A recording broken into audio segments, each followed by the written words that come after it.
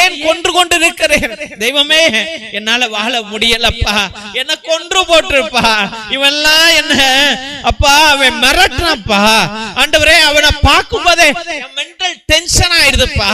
நோட்டீஸ பார்க்கும் போது டென்ஷன் ஆண்டவரே, அந்த லெட்டரை பார்த்தா டென்ஷன், எதிரிய பார்த்தா டென்ஷன் ஆண்டவரே, பணத்தை பார்த்தா டென்ஷன் ஆண்டவரே, ஃபியூச்சரை பார்த்தா டென்ஷன்.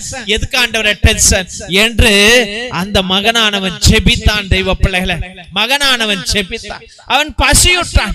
அந்த வேளையில கடவுள் தன்னுடைய தேவ தூதர்களோடு சென்று அவனுக்கு சாப்பாடு கொடுக்கிறார், அவனுக்கு தேவையான ஆகாரங்களை கொடுக்கிறார்.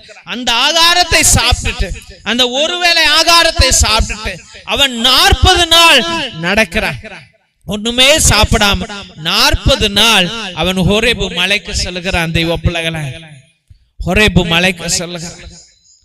எவ்வளவு வல்லமையான காரியம்!